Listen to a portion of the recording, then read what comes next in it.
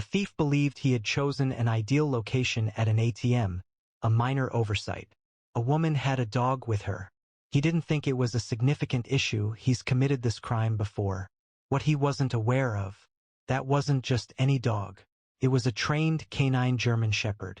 And the subsequent events left him pleading for assistance. Before we share today's story, please leave a comment below indicating where in the world you are watching from. And if you enjoy extraordinary canine stories such as this one, be sure to click the subscribe button. A sense of anticipation hung in the air. The autumn wind whistled through the deserted streets of downtown, carrying with it the rustling of fallen leaves and the faint sound of city activity. The clock had just indicated 9, and the typically lively financial district was vacant, leaving behind an unsettling quiet, disturbed only by the infrequent passage of vehicles. Emma Walker drew her navy blue jacket more closely around herself, her footsteps resonating against the concrete sidewalk. Nearby, Atlas moved with understated assurance, his substantial German Shepherd build presenting a striking presence under the faint street lamps. His ears were consistently attentive, meticulously observing their environment, a habit developed through years of military instruction. The recognizable blue light of the ATM called to them from the intersection of Winston and 4th. Emma hadn't intended to make a withdrawal so late, but her morning meeting with new clients required her to have cash available. Atlas remained patiently as she neared the machine, his amber eyes mirroring the fluorescent light from the bank's exterior. "Just a quick stop, boy," Emma said softly, retrieving her card from her wallet. The night felt different, somehow quieter than usual. Even the distant traffic seemed softened, as if the city itself was holding its breath. Atlas's ears moved at every small sound. The rustle of paper caught in a fence. The screech of a cat somewhere in the distance. Emma paused, her finger hovering over the keypad. The soft thud of footsteps seemed closer now, more deliberate. Atlas's posture shifted slightly, his muscles tensing beneath his thick fur. She felt it too, that creeping sensation of being watched, of eyes boring into her back from somewhere in the shadows. The ATM screen glowed steadily, waiting for her pin. The wind picked up again, carrying with it the metallic tang of approaching rain. Emma's fingers moved rapidly across the keypad, attempting to disregard the feeling of her heart pounding in her chest. Atlas stayed motionless, but his focus shifted to something behind them, his ears alert, his body tense like a coiled spring. The machine started, beginning to process her transaction. Emma hoped it would proceed more quickly, keenly aware of how vulnerable they were. The street lamp above them flickered once, momentarily extinguishing before sputtering back to illumination. During that instant of darkness, she detected it distinctly, another footstep drawing nearer, and the subtle rasp of metal against cloth. Atlas emitted a low vibration so muted it was barely noticeable. It wasn't his customary warning bark, nor even a growl. This was unlike anything she's heard from him. A sound Emma had only experienced him produce once previously, during their previous training session together. A distinct noise escaped him, a sign he perceived genuine peril. The ATM emitted a beep, releasing her money with precise mechanical action. Emma's hands shook a little as she took the bills, her breath appearing in the chilly night air. She felt Atlas's apprehension emanating from beside her, his training clashing with his innate desire to move, to act, to safeguard. It was then that she detected it. The distinctive sound of a blade being drawn, followed by the thud of heavy footsteps on concrete. Atlas's muscles tensed, poised to act, but before either of them could respond, a harsh voice pierced the night air, hinting at impending violence. "Don't move. Don't even think about it." The voice emerged from the shadows, carrying the confident power of someone experienced in such situations. It lacked the shaky nervousness of a novice. This carried the distinct feel of a seasoned encounter. Emma felt a chill as she became aware of someone behind her. Dangerously close. Unacceptably close. "Give me the money. Now." The money in Emma's grasp suddenly felt heavy. Her past military training resurfaced. Evaluate the circumstances, recognize potential dangers, determine possible courses of action. But each potential solution that crossed her thoughts vanished swiftly. Escape. He was too near. Confront him. The danger was too great. Atlas hadn't moved a muscle beside her, but she perceived the shift in his posture. His body had become tense, with each muscle coiled, ready to act. His eyes, those keen amber orbs, were focused on something behind her, analyzing and evaluating, just as he'd been trained to do in Afghanistan. I said now. Impatience broke through the man's restrained demeanor, a risky sharpness that signaled violence barely contained. Emma turned, her movements slow and precise, mirroring the techniques she's instructed numerous handlers to use in dangerous situations. The man's stature was immediately apparent. He was significantly taller than her, and his dark clothing seemed chosen to disappear into the shadows. However, her attention was drawn to the knife. It was a tactical blade, military grade, with a serrated edge that reflected the ATM's blue light with a threatening gleam. He held it with the easy assurance of someone who knew how to use it well. Atlas emitted a low rumble. It wasn't the typical warning bark of a family pet, but the deliberate threat assessment of a military canine. The sound finally caught the mugger's attention, focusing on the German shepherd. "Shut that mutt up," he spat, gesturing with the knife in a way that indicated formal training in close-quarter combat. "Or I'll do it myself." His eyes moved quickly between Emma and Atlas, conducting rapid threat assessments but incorrectly analyzing the situation. The manner in which he held the knife indicated a familiarity born of dangerous situations, not classroom instruction. "Just take it," Emma said, keeping her voice steady, utilizing the hostage negotiation techniques she's learned over the years. She started to offer her hand with the cash, continuing the gradual, reassuring motions she's practiced in numerous military drills. The man's eyes narrowed as he observed her cooperation, his instincts alerting him that something felt amiss. That's when Atlas barked, not a fearful yelp, but a bark filled with the authority of a trained military canine. The sound resonated off the nearby buildings, a clear signal that carried through the quiet street. The mugger's reaction was slight but significant. He's dealt with dogs previously, but not one like this. A brief expression of anger crossed his face, stemming from a bruised ego more than genuine fear. "I told him to be quiet." His boot struck out with practiced precision, connecting with Atlas's ribs with a jarring impact that indicated steel-toed reinforcement. The German shepherd's yelp pierced Emma's heart like a blade. The sound of her partner in pain sparked something primal within her as she observed him stumble. "Stop!" The word escaped her throat, but the attacker had already shifted focus, closing the gap with the swift movements of a predator. The knife located her throat with a familiar smoothness, its chill edge a stark contrast against her skin. The blade possessed a keen sharpness, a professional quality, the type manufactured for military applications. "Give me the money," his voice rumbled, carrying the musty odor of cigarettes and another, indefinable scent, hinting at more troubling routines. "And everything else you possess, cease the delay." Emma sensed Atlas regaining his composure nearby, the first cry of pain shifting into a deeper, sustained rumble that hinted at military discipline and restrained aggression. The man's gaze had become intense now, moving rapidly between Emma, the cash, and the dog. His hand shook a little as it gripped the knife, but Emma understood it wasn't due to fear. It was adrenaline, the compelling surge of strength that comes from controlling another person's life.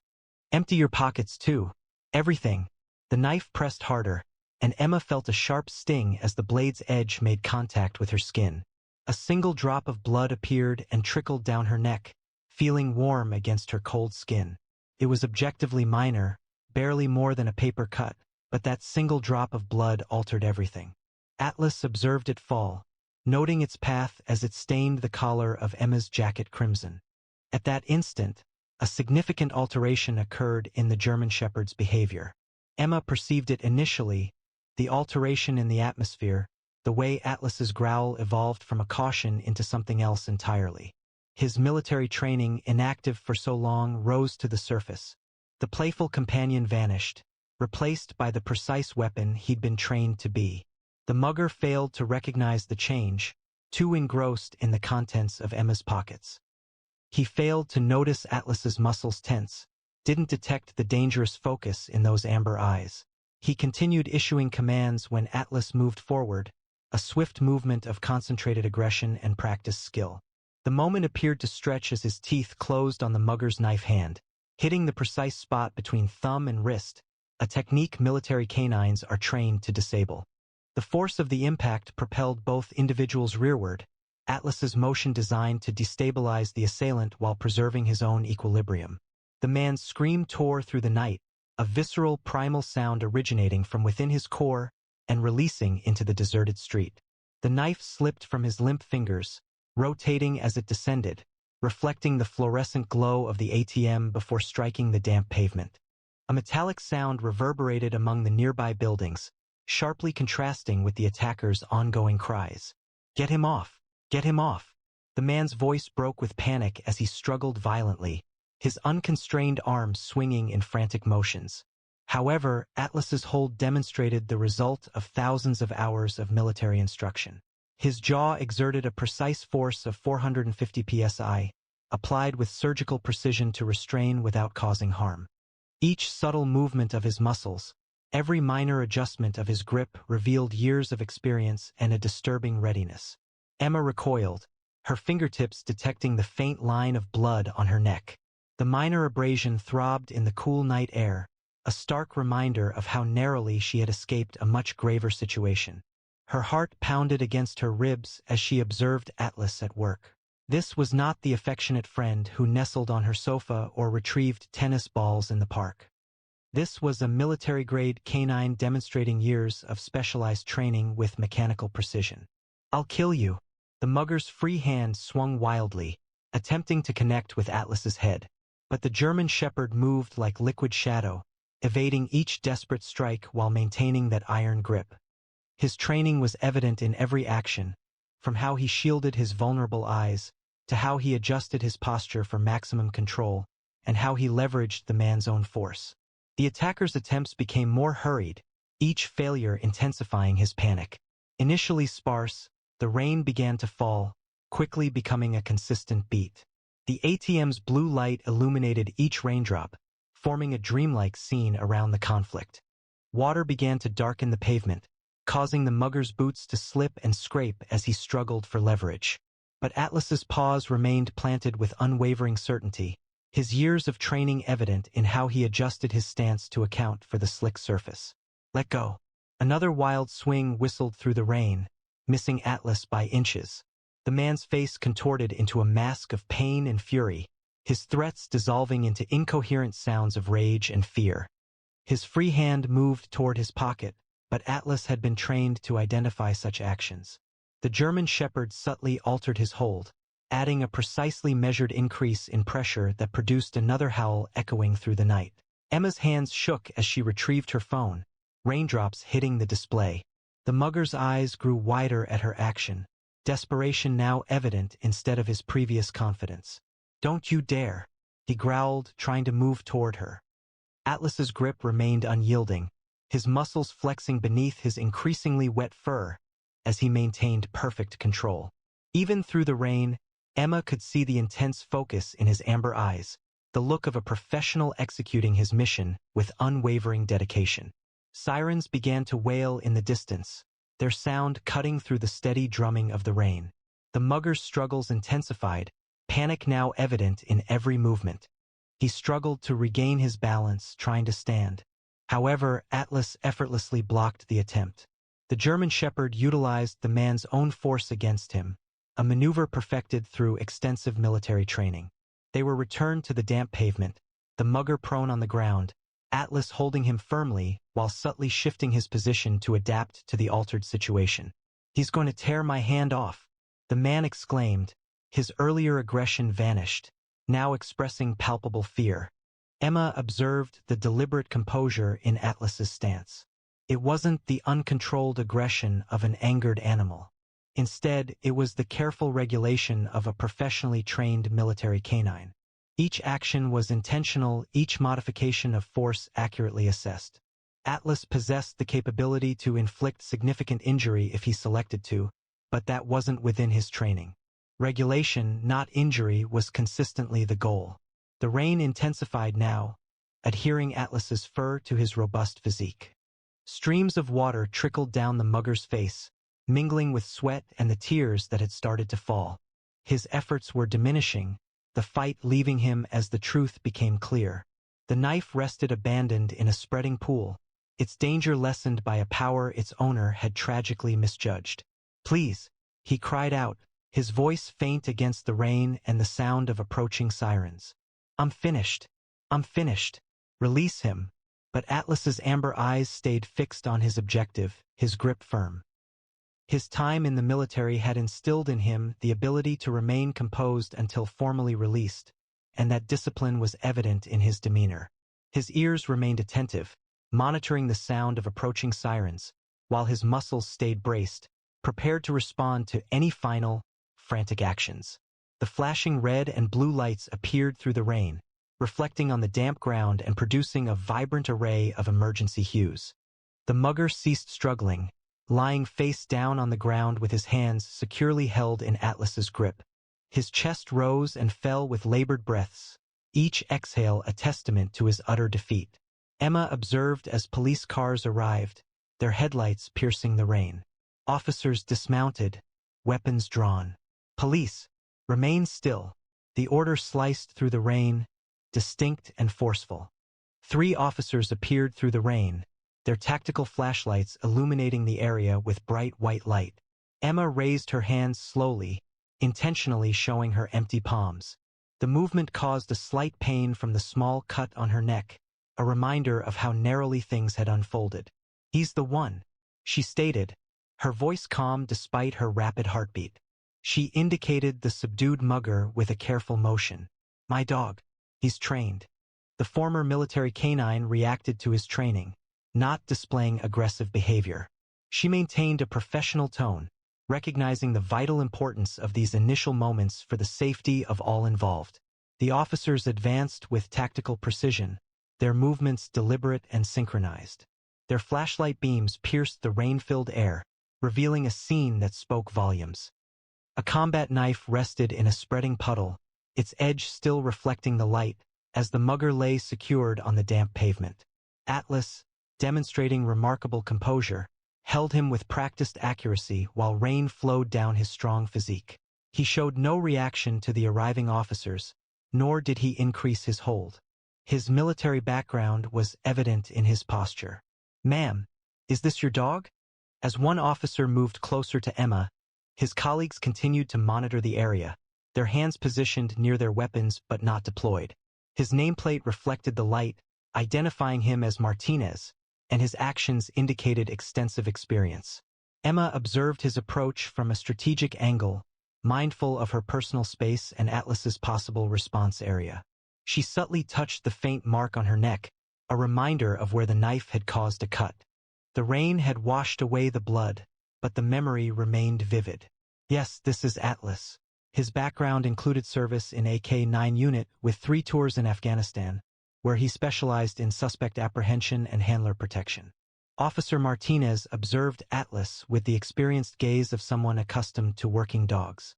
The German Shepherd's grip was precise, maintaining control without inflicting undue harm, his body aligned to impede any attempts at escape from the suspect. "I see that," Martinez stated, a genuine note of admiration in his voice. "That's not civilian training we're looking at. Never really leaves them, does it? That military precision." He keyed his radio, his voice calm and professional. "Dispatch, be advised, we've got a military K-9 on scene. Situation is contained. Subject is secured by the K-9. No additional units needed." Code 3. The mugger, his face pressed against the wet pavement, had abandoned all pretense of resistance. His voice emerged as a pleading whisper, a stark contrast to his previous threats. "Please just get this beast off me. I can't feel my hand anymore. Please." Martinez replied calmly, almost clinically. "You can feel it just fine. That's a military-trained bite hold. If you couldn't feel your hand, that would mean he wanted to cause actual damage. Trust me, if he wanted to hurt you, you'd be in an ambulance right now, not talking." He turned to Emma, maintaining a professional demeanor. "Ma'am, when you are prepared, you may give him the release command. We currently have sufficient officers present." Emma approached, her voice possessing the authority that Atlas was trained to acknowledge, even as her hands still shook. "Atlas, release." The instruction was barely finished when Atlas reacted, showcasing his excellent training. He released his grasp immediately, retreating precisely 2 steps. The established procedure for preserving tactical superiority while establishing a secure perimeter. His gaze remained fixed on the suspect, his posture still tense and prepared to react should the situation escalate. Each action was deliberate, restrained, and professional. 2 officers approached seamlessly, their handcuffs produced with practiced skill. As they restrained the mugger's hands behind his back, their flashlights illuminated the confirmation of Atlas's exacting command. There were no signs of injury. There were no serious lacerations, only deep impression marks that would result in significant bruising. This demonstrated a level of control honed by years of military training. Martinez picked up the knife with a gloved hand, inspecting it with a professional eye. It was a 7-inch tactical blade, featuring a serrated edge. He looked at the mugger, then at Atlas. You are fortunate you realize that. Many dogs, even those with training, would have inflicted severe wounds when they observed their owner experiencing bleeding. This one, however, he indicated Atlas, who remained watchful beside Emma, poised for action. He understood his actions precisely. This wasn't merely training, it was military precision. The mugger faltered as officers escorted him to a waiting patrol car, his soaked clothing dripping onto the ground. A mix of fear and anger colored his voice as he yelled over his shoulder, "That dog's a weapon. Could have killed me. You all witnessed it. It's dangerous." Martinez's reply reflected considerable experience. He did not harm you. Rather, he applied precisely the force necessary to prevent you from causing harm to another person. That is not a weapon, it's a professional. He addressed Emma, his deference clear. We will require a complete statement from you, ma'am. And frankly, I'm very interested in learning more about your companion. We rarely observe this degree of restraint in non-military circumstances. Emma moved to kneel alongside Atlas, her fingers tracing the well-known patterns through his damp fur. His muscles remained taut, prepared for action, yet his eyes began to relax at her touch. The shift was captivating to observe. The sharp military focus slowly receded, akin to a meticulously sharpened blade being carefully returned to its sheath. 3 tours in Afghanistan, she mentioned, unable to suppress the pride in her tone despite the remaining adrenaline. He was trained in suspect apprehension and handler protection. I collaborated with him during his final year of service.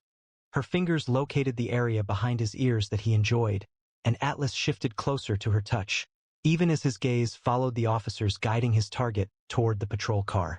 The hearing impairment resulting from an IED explosion necessitated early retirement. However, as you can observe, the training remains ingrained.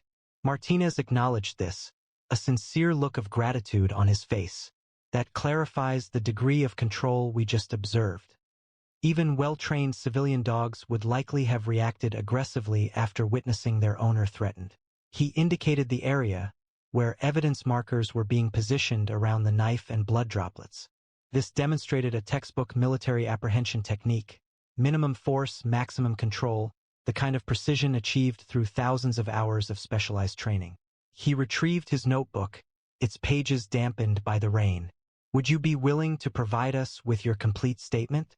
This incident serves as an excellent illustration of appropriate force employed in civilian defense, a scenario that could be valuable for training exercises. The heavy rain had begun to ease, settling into a gentle drizzle that caught the light from newly arrived patrol cars, creating shifting patterns of red and blue on the wet streets. Officers were moving purposefully around the scene, photographing evidence, marking positions, and documenting how one mugger had learned the hard way about underestimating a retired military canine. Emma stroked Atlas's back, sensing the strong muscles that had benefited from his training. The disciplined soldier was fading now, giving way to her beloved companion, although she understood that this other facet of him would always remain, poised to surface immediately if necessary. Ready to deliver our statement, boy? She inquired gently. Atlas gazed up at her, his amber eyes bright and watchful, and then rose gracefully, water dripping from his coat in shimmering trails. Martinez guided them to his patrol car, where they could record their statements in a dry place. He mused, we could genuinely benefit from having a dog like him to showcase correct canine restraint methods at the academy. Those particular control skills are uncommon, particularly in retirement. The manner in which he sustained that hold while preventing significant harm is precisely what we aim to instruct our canine units. He accessed the car's rear door. Would you consider assisting us in demonstrating authentic professional restraint to our trainees? An hour later, Emma was seated in her living room, holding a warm cup of tea, observing Atlas as he rested on his bed close to the fireplace. He had completely dried off after they arrived home, but she still used a towel to dry him, carefully examining him for any injuries from the kick he'd received. There were no visible marks. He was as tough as always. The occurrences of the night replayed in her thoughts. The ATM, the knife, that single drop of blood that had activated Atlas's training. She touched her neck, where the minor cut had already ceased bleeding, practically just a scratch. The mugger's words replayed in her mind. That dog's a weapon, but he'd been mistaken. Atlas wasn't a weapon, he was a protector, trained to apply precisely the appropriate force, and nothing more. Officer Martinez's card was on her coffee table. He's been sufficiently impressed to propose that Atlas could assist in training new canine units, demonstrating what true control resembled. Most dogs either fail to engage or escalate the situation, he had clarified. What your dog did tonight, that's the ideal example. Impeccable restraint, impeccable control. Atlas's ears twitched at a sound from outside, but his body stayed loose. The military sharpness he had shown previously had completely faded, yielding to the calm presence she knew so well. Still, Emma recognized more deeply than ever that both aspects of him were genuinely present, equally significant. The training hadn't made him perilous, it had made him dependable. Her phone vibrated with a text from her sister. Just saw the police report. Are you okay? Emma smiled, quickly typing back, we're fine, Atlas handled it. She anticipated a wave of questions tomorrow, but for now, she simply wanted to sit with her guardian, her friend. Come here, boy, she called softly. Atlas rose immediately, padding over to settle beside her chair. She ran her fingers through his fur, still slightly damp from the rain. You're still the same good boy you've always been, she murmured, just with some extra skills we hope we never need. Atlas gazed at her, his intelligent amber eyes reflecting the unwavering dedication Emma had always recognized, the ability to transition swiftly from playful friend to resolute guardian based on her needs. The mugger had perceived only the focus of his training, but Emma understood the complete picture. She saw the kind spirit who enjoyed belly rubs, and the skilled professional capable of neutralizing an armed assailant with precise technique. A distant siren echoed somewhere in the city, and Atlas's ears twitched toward the sound, but his eyes remained fixed on Emma, clear and alert, prepared as always for whatever might occur. She smiled, scratching that spot behind his ears that he loved. I think we've experienced enough excitement for one night, haven't we? Tomorrow she knew she'd have to file more reports. Police inquiries, concerned calls from friends and family, and potential media attention regarding the military dog who thwarted an armed robbery were all possibilities. However, for tonight it was simply the pair, secure and united. Emma relaxed further in her chair, the last traces of adrenaline dissipating. Atlas rested his head on her lap, a reassuring weight that conveyed protection and loyalty. The rain had ceased entirely, leaving the city refreshed and still. Good boy, Atlas, she murmured, her voice filled with pride and gratitude. Good boy. As Atlas settled comfortably beneath her hand, Emma realized that while she hoped to never endure another night like this, she could handle anything with her trained guardian present. What would you do in a similar situation? Has your dog ever shielded you from harm? Please share your thoughts in the comments below. Consider this.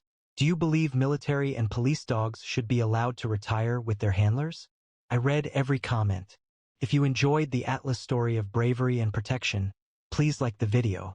It really helps the channel grow. Don't forget to subscribe and click the bell icon to receive notifications for future incredible canine stories. Explore these other compelling canine stories currently displayed. Each highlights the remarkable connection between handlers and their expertly trained partners. Until next time, remember, behind every exceptional canine is a story of loyalty, training, and unwavering courage. During a standard prisoner transport, K9, Courage unexpectedly broke formation, rushing directly toward the van and preventing it from moving. His handler attempted various methods to regain control, but the dog remained steadfast. The situation was baffling, until the doors were opened and the prisoners were counted. What discovery prompted widespread alarm among the entire team? First, click that subscribe button and leave a comment below, letting us know where in the world you're watching from. Now let's proceed. The morning mist covered the asphalt of the county jail parking lot as officers got ready for what was planned to be a standard prisoner transport. The orange light of dawn had just started to appear over the horizon as Officer Matthews adjusted the specialized K9 vest on his partner, Courage, a 2-year-old German shepherd with intelligent amber eyes that missed nothing. "First big transport, boy," Matthews whispered, checking the vest straps one final time. Matthews, a K9 handler for just 3 months, was the newest member of the department's elite unit and striving to demonstrate his capabilities. A sheen of sweat coated his hands as he reviewed the mental checklist his father had instilled in him since childhood. Being the son of the region's most renowned K9 trainer offered certain benefits, yet it also brought with it exceedingly high expectations. The pain of his father's funeral remained acutely present. Just 4 months prior, cancer had claimed the man who had devoted 30 years to establishing the department's K9 program from its inception.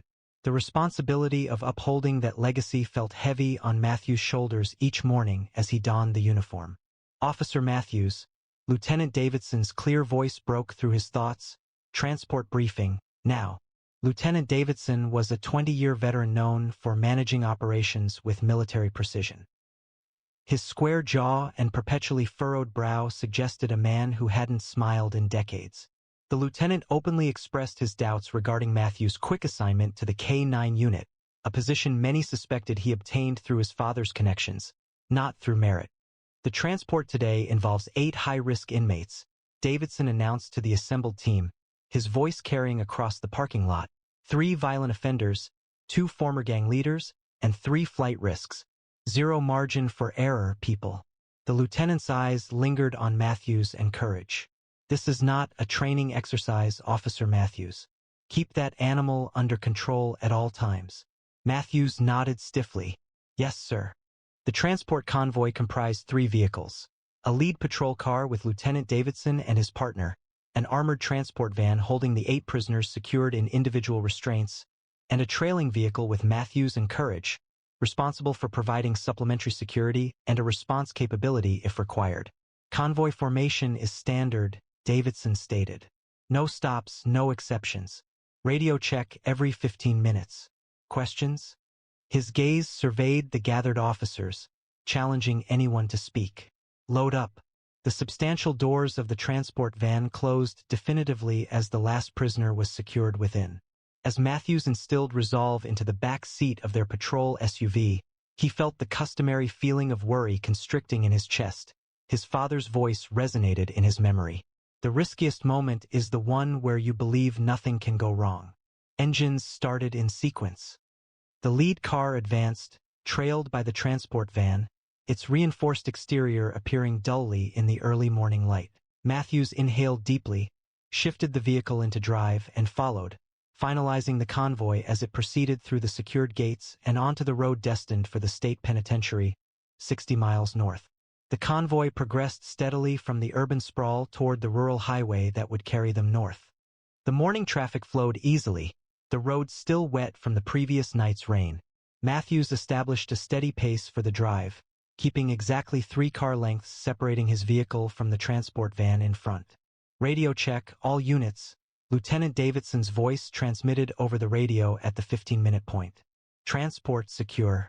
All prisoners accounted for," the van team responded. "Tail position secured," Matthews confirmed, observing Courage, who remained alert but relaxed within his custom-built rear compartment. The standard check was finished. Matthews released his breath. The highway extended ahead, deserted except for the infrequent long-haul truck. They had crossed the county line and were now on the most remote section of the trip, 20 miles of only farmland and forest.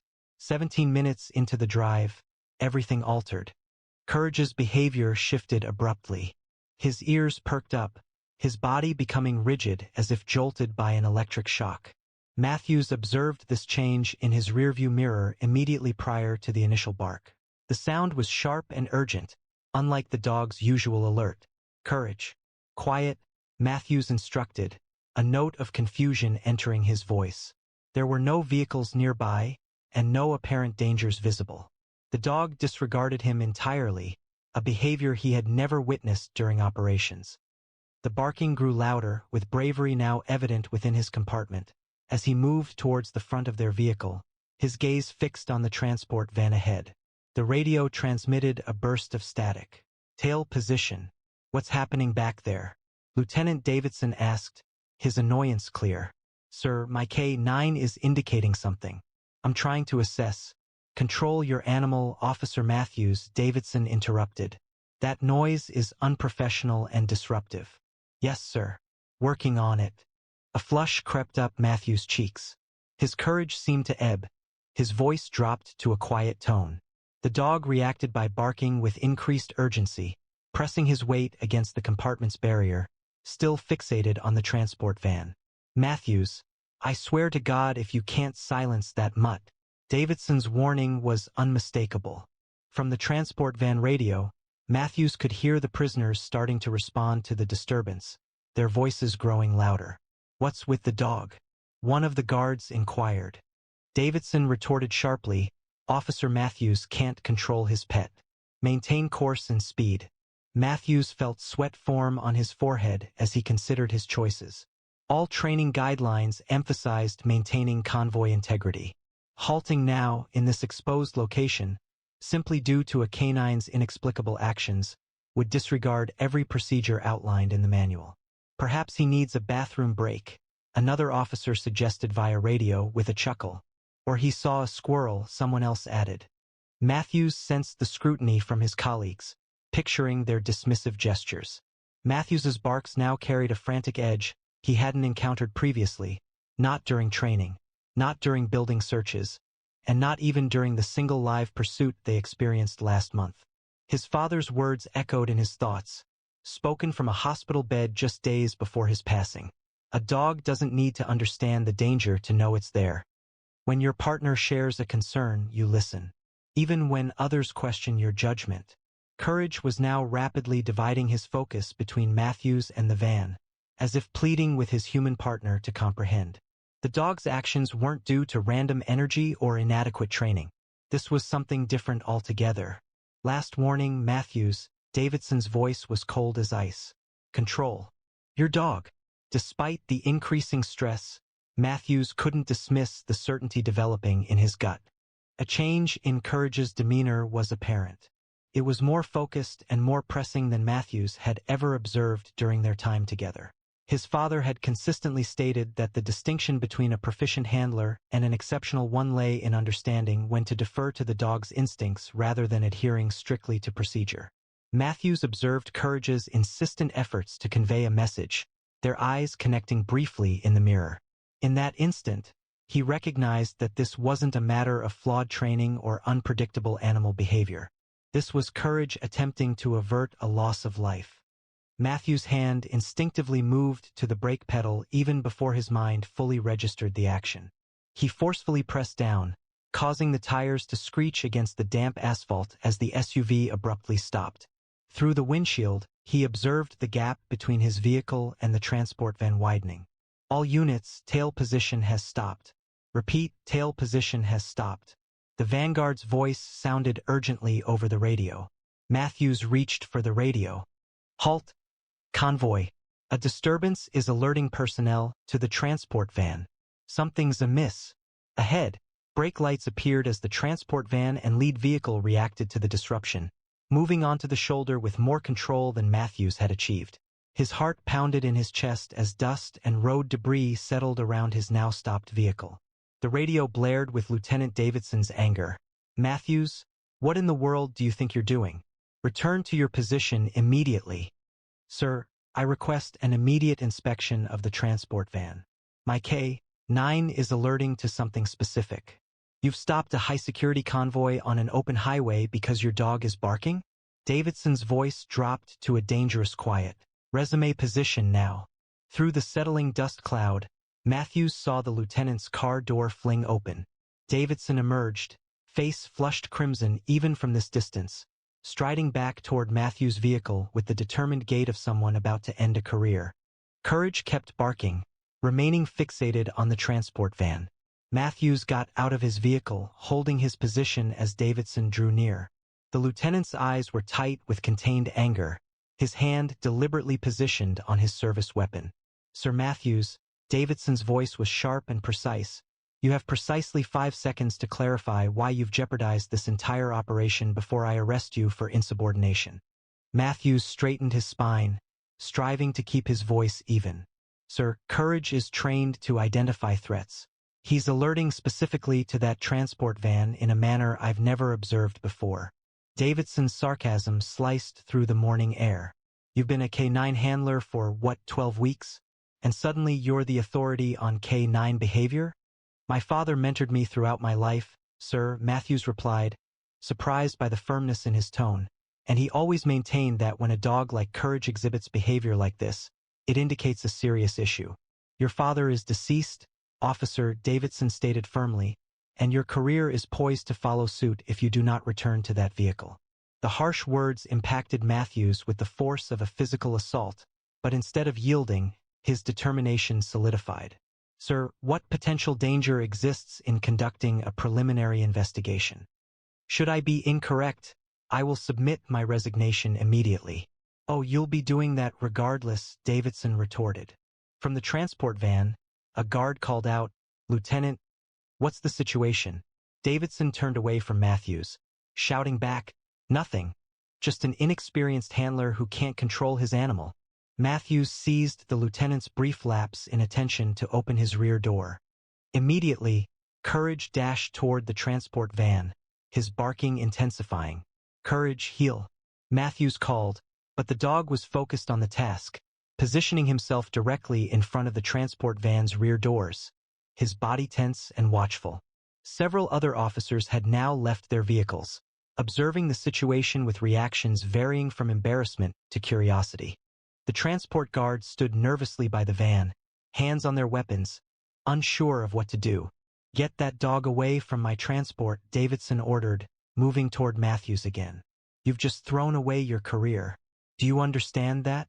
Matthews swallowed, keenly aware of the professional destruction he was causing. Still, something beyond reason pushed him forward. His confidence stemmed from a sense of unwavering belief, reflecting his father's guidance and a deepening suspicion that a serious problem existed. Sir, he stated softly, I suspect there's an immediate danger to this transport. If I am mistaken, I will bear any repercussions. Please inspect the van. Davidson observed him intently, his jaw clenching with restrained anger. At last, he addressed the transport guards. Very well. Examine it. Let's definitively demonstrate what occurs when familial connections secure a job beyond one's qualifications. The transport guards exchanged hesitant looks as Lieutenant Davidson arrived. Sir, this is a violation of protocol. We are not authorized to open the transport doors outside a designated secure facility, Officer Jenkins stated. I am familiar with the protocol, Officer Jenkins. I contributed to drafting half of it, Davidson retorted. He added, but it seems we must accommodate Officer Matthews' special assignment before we can proceed with our regular duties.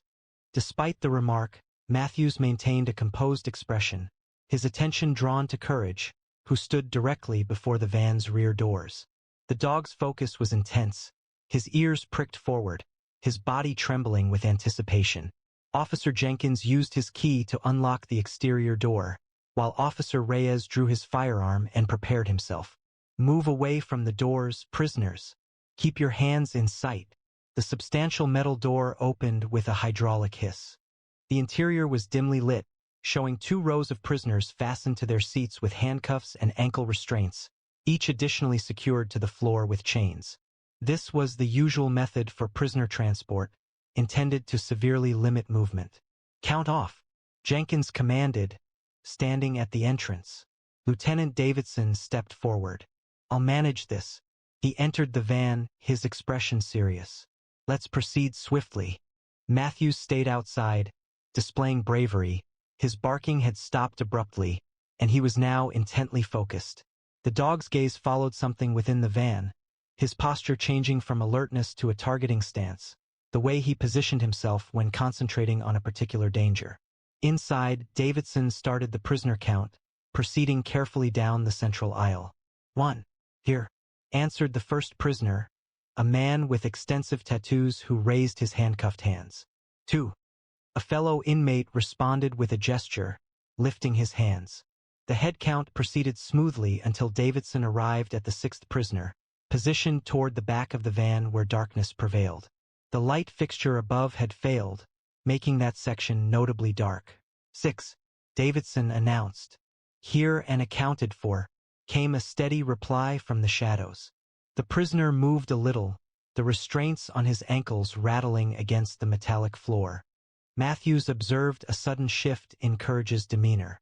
The dog's muscles tightened, a low growl substituting for his previous barks. Something about that particular prisoner had elicited a more pronounced reaction. Sir, Matthews called out with a sense of urgency, Courage is signaling prisoner 6. Davidson turned, releasing an exasperated sigh. Officer Matthews, I swear to... His words were interrupted as his gaze fell upon something unexpected. The lieutenant moved closer, inspecting the restraints on prisoner 6. Davidson stated, his voice suddenly professional, Your cuffs are loose. How did that happen, inmate? The prisoner, a muscular man with close-cropped hair and cold, calculating eyes, smiled slowly. Just got lucky, I guess. Matthews witnessed the event unfold in slow motion. As Davidson reached for his radio to report the security breach, the prisoner's posture shifted with snake-like speed. His seemingly stable hands lunged forward, one seizing Davidson's firearm, while the other encircled the lieutenant's neck. Remain still, the prisoner yelled, pulling Davidson rearward within the restricted space of the transport van. Retreat from the doorway, or the lieutenant will be harmed. The remaining prisoners commenced shouting, a few expressing approval, others reacting with shock. Officers Jenkins and Reyes quickly drew their weapons, but the confined space and Davidson's position as a human shield prevented any shots. Donner, stand down, Jenkins yelled, identifying the prisoner. Matthews's training engaged instantly. He created space, drawing people away from the van doors, while evaluating the swiftly worsening situation. He frantically tried to remember everything about prisoner 6, Ray Donner, a former military member serving multiple life sentences for armed robbery and murder. Donner was a 3-time escape artist who had previously killed 2 guards during a transport. I want every officer to back up 20 feet from this van, Donner announced, pressing the barrel of Davidson's service weapon against the lieutenant's temple. Do it now, or watch your boss die on dashcam. The other officers started to fall back steadily, their weapons still raised. Matthews moved alongside them, clinging to his resolve, his thoughts quickly analyzing possible strategies, Davidson's gaze meeting Matthews. For a fleeting moment, visible through the van door, devoid of anger now, but with the sharp focus of an experienced officer facing a difficult situation, a subtle nod passed between them, a professional recognition superseding their previous disagreement. The highway had become a tactical nightmare rather than a typical transport route. Officers sought cover behind vehicles while keeping their weapons trained on the transport van. Inside, Ray Donner had positioned Lieutenant Davidson in the van's open doorway, utilizing him as both a shield and a bargaining chip. Here's how this works, Donner announced, his voice projecting the calm confidence of someone who had anticipated the situation. I want the keys to the lead car. A straightforward escape was achieved, and there was no sign of pursuit for 30 minutes. Officer Jenkins had assumed tactical command, directing the response team's positions through quiet radio communications. Dispatch, we have a code 10 to 24, a hostage situation involving Lieutenant Davidson, requesting immediate backup and tactical team deployment to Highway 16, mile marker 37. Matthews held onto his resolve, one hand securely on his harness as they took cover behind his patrol SUV.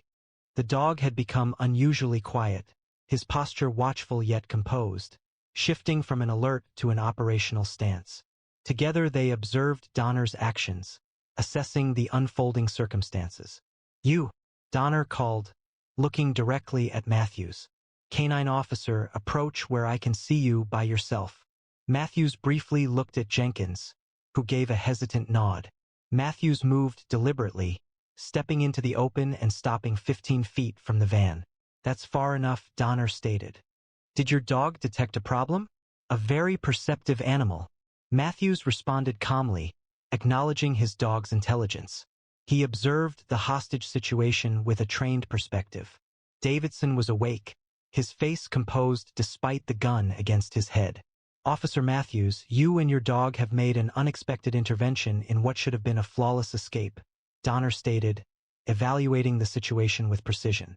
"My associates are positioned at the county line, expecting my arrival. The situation would have been resolved successfully if the convoy hadn't been halted." "Are there collaborators present?" Matthews inquired, understanding that Donner was deliberately disclosing details. "A non-existent highway maintenance crew," Donner affirmed with a subtle smile. "They are likely anticipating the delay." A message from dispatch came through the radio. "All units, backup is 12 minutes away. Tactical team ETA 17 minutes. Donner chuckled. "It's too late." "Officer Matthews, given that your dog prompted this slight deviation, you will assist me. Please retrieve those keys and bring them here, doing so calmly." Matthews acknowledged, turning towards the lead vehicle where the keys were located.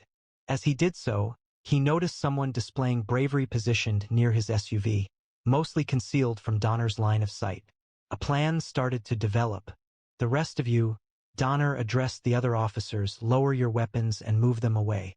I am familiar with police procedure. The safety of the lieutenant is paramount, isn't it?" He increased his hold on Davidson, prompting the lieutenant to show discomfort. The transport guards, with evident hesitation, lowered their weapons. Matthews returned with the keys, pausing at the prescribed distance. "Toss them here," Donner instructed. Matthews followed the order, throwing the keys so they landed just beyond the van's step. Donner would need to advance a little to get them, a deliberately planned placement. "Now, where's that dog of yours?" Donner inquired, his gaze sweeping the surroundings. "I ensured he was safely in my vehicle," Matthews stated with practiced ease. "He is trained to engage armed suspects. It would be unfortunate if he misunderstood the circumstances." A sound decision, Donner acknowledged favorably. Introducing a canine would create difficulties. Matthews kept his eyes fixed on Donner, avoiding looking in the direction of where the true source of resolve was situated. "What will happen to the lieutenant after you have the car?" "That is contingent upon the success of the next several minutes," Donner responded. "I have no desire to cause harm, but I will not return to a cell. 18 years inside is sufficient." Matthews, during the conversation, was quietly evaluating the situation. The lieutenant's location, Donner's hold on the weapon, the distance involved, were all elements in the quickly developing strategy. Above all, he observed that Donner's focus was split between the officers, the keys remaining just out of reach, and his plans for what came next. "You served in the military," Matthews noted, keeping the conversation flowing with Donner while making small adjustments to his own stance. "Special Forces, correct?" Donner replied, a trace of satisfaction in his tone. "2 tours with Army Rangers before I discovered more lucrative opportunities, which is why I understand precisely what you're all thinking. The tactical approaches, the response times, the protocol. I'm very familiar with them." Davidson's gaze briefly connected with Matthews. The lieutenant recognized the delaying maneuver. Even with their previous disagreement, a brief instance of professional respect emerged. "I need water," Davidson said abruptly, his voice hoarse. "I can't breathe properly with my arm around my throat." "Sir, we have water available here," Matthews responded, indicating his patrol vehicle. "It would demonstrate goodwill to address basic humanitarian requirements." "All right," Donner conceded after a pause. "Bring it carefully." Matthews proceeded purposefully toward his vehicle, utilizing the movement to evaluate visibility and complete his strategy. Upon returning with the water bottle, he established himself at the exact angle required, a position that would necessitate Donner to shift somewhat away from the location where Courage was concealed, allowing him to simultaneously safeguard his hostage and keep Matthews within his line of sight. Here, Matthews stated, setting the bottle down close to the keys. The placement was intentional.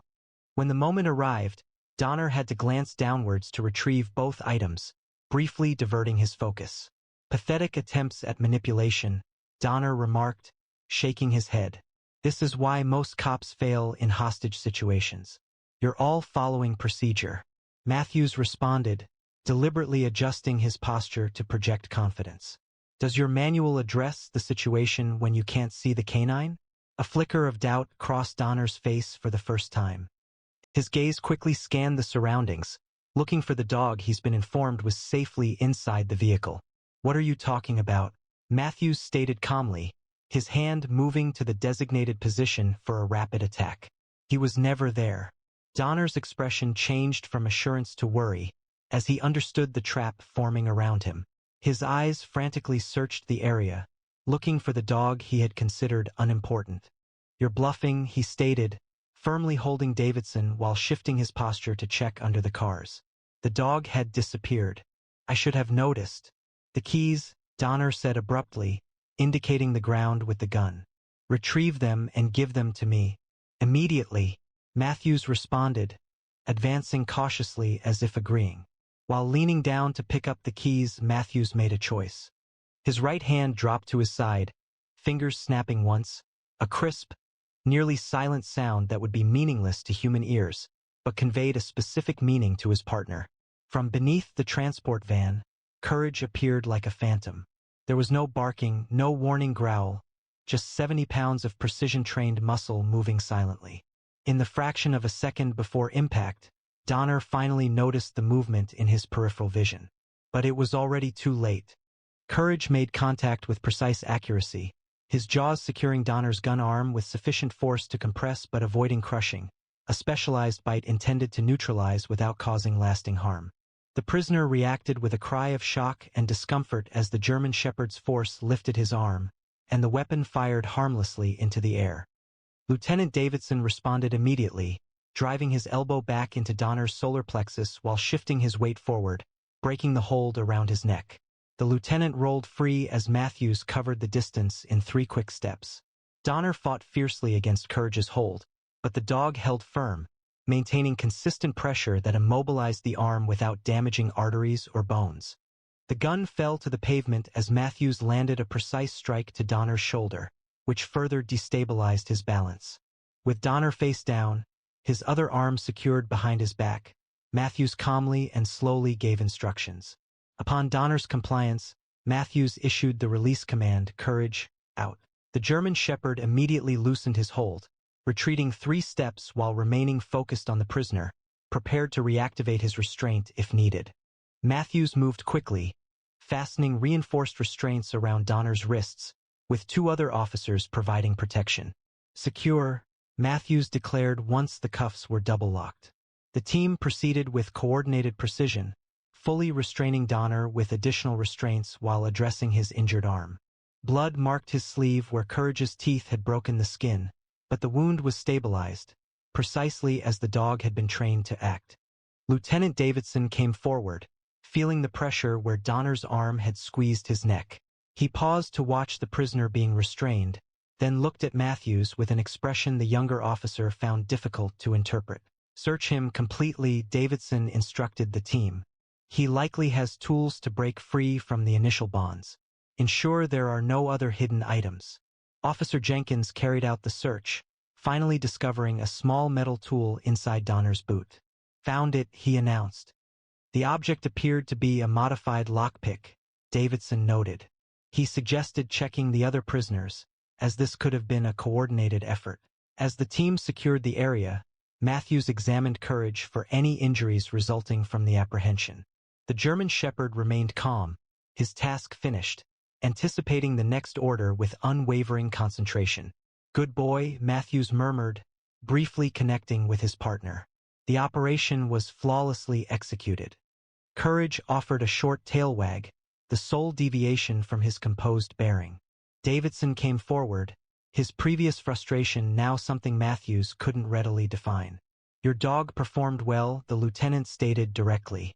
Clean takedown. Thank you, sir, Matthews responded, rising to address his superior. Dispatch reports they've apprehended 2 suspects in a fraudulent maintenance vehicle at the county line, Davidson added. As it turned out, Donner's associates were positioned precisely as he indicated. Davidson observed the unfolding events and remarked that, without the dog's timely warning, the situation could have transpired quite differently. Donner would have connected with his associates, and the consequences remained unstated. The convoy continued its journey 40 minutes later, bolstered by extra security vehicles and a tactical team escort. Inside the lead car, Lieutenant Davidson insisted Matthews and Courage ride with him, assigning another officer to drive Matthews's vehicle. For the initial miles, the 3 journeyed in silence, the morning's occurrences weighing on them. You jeopardized your career today, Davidson finally stated, his gaze fixed on the road ahead, halting the convoy and defying a superior officer, potentially creating a security breach, all predicated on your dog's actions. Matthews braced himself, anticipating the disciplinary lecture. Yes, sir. He stated, in 22 years with this department, I've observed officers making decisions based on hunches, evidence, and experience, but never exclusively due to a canine's unexplainable alert. Davidson briefly looked in the rearview mirror, observing Courage, who remained alert in the back seat. Most handlers would have disregarded their dog's actions, particularly with a superior officer requesting it. Matthews replied that his father always said questioning a dog's instincts in a critical moment could be the difference between life and death. I couldn't ignore what Courage was telling me, he added. Davidson nodded slowly. Your father was one of the most stubborn men I ever worked with. He drove me crazy with his unorthodox training methods and constant challenges to standard protocol. A hint of something like respect softened his voice, but his canines had the highest success rate in the state. I never understood how.